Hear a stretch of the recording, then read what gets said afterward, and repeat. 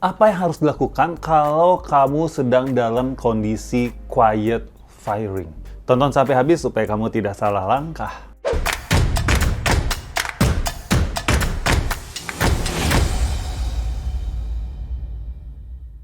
Halo semuanya, kembali lagi di channel Tanya Kak Sam. Di video gua yang lain, gua sudah menjelaskan apa itu quiet firing.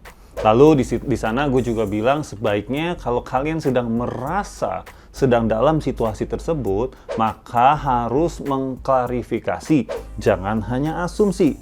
Ya. Nah, sekarang di video ini gue akan ngebahas gimana nih Kak Sam kalau memang sudah terklarifikasi bahwa saya sedang dalam kondisi quiet firing, alias perusahaan saya memang sudah tidak mau lagi saya ada di sini. Gue akan membagikan pandangan gue, ini bukan advice yang harus kalian turuti sama persis, jadi tolong diproses dengan your own wisdom, dengan kebijaksanaan kalian masing-masing, karena konteksnya bisa aja beda-beda. Oke?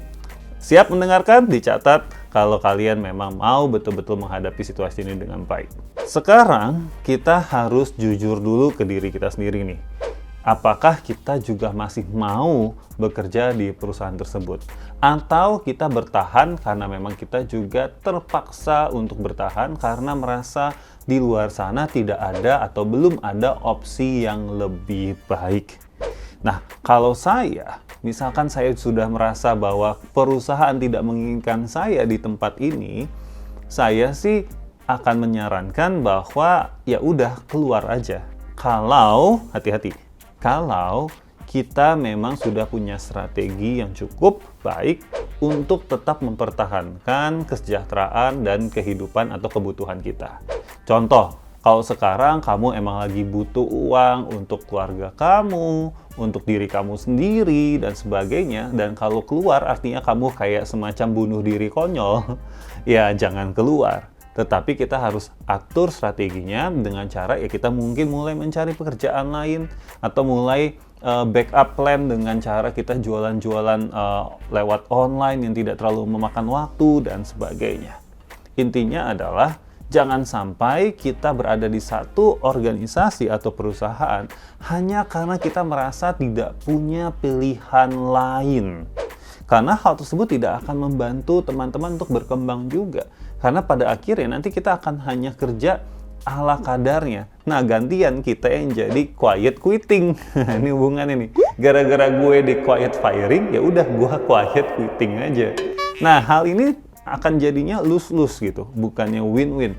Buat perusahaannya dia tidak dapat hasil yang maksimal dari kamu, buat kamunya juga kamu tidak merasakan kebahagiaan atau ketenangan dalam bekerja. Nah, yang berikutnya juga adalah ketika kita dalam kondisi quiet firing, kita tetap harus memperlihatkan nilai-nilai diri kita yang sebenarnya. Misalnya, kalau misalkan atasan kita quiet firingnya dengan cara tidak menegur kita, dengan cara mengasingkan kita.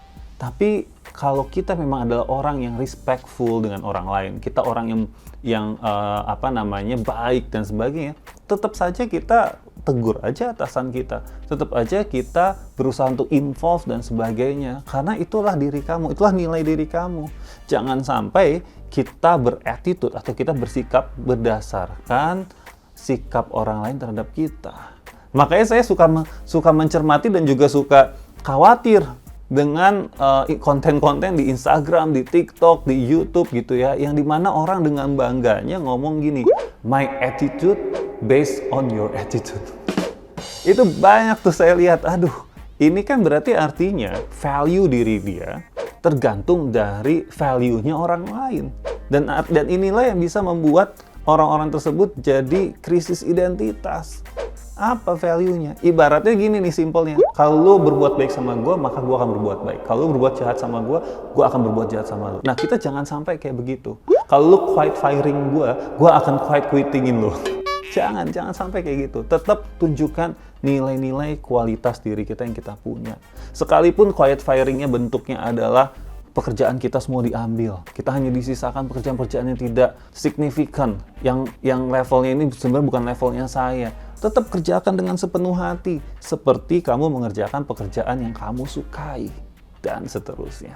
Ya, nah itu aja pandangan dari gua untuk kalian-kalian yang sedang menghadapi situasi quiet firing. Kesimpulannya adalah satu, ingat sekalipun kita sedang dalam kondisi quiet firing, kita harus tetap memperlihatkan siapa kita, nilai-nilai yang kita punya, kualitas yang kita punya. Yang kedua, jangan takut untuk meninggalkan perusahaan hanya karena kita merasa tidak punya opsi atau pilihan di luar sana. Percaya saya, kalau kalian punya karakter, punya nilai-nilai yang spesial, yang jelas, identitas yang jelas di diri kalian, maka di luar sana pasti akan ada orang lain atau organisasi lain yang bisa melihat kualitas tersebut dan membantu untuk mengembangkan diri kalian juga. Jangan lupa subscribe dan nyalain notifikasinya, lalu komentar dong di kolom komen. Kalian pernah nggak sih di quiet firingin? Bentuknya seperti apa and how you deal with it? So, thank you semuanya. Sampai jumpa di video lainnya. Bye-bye.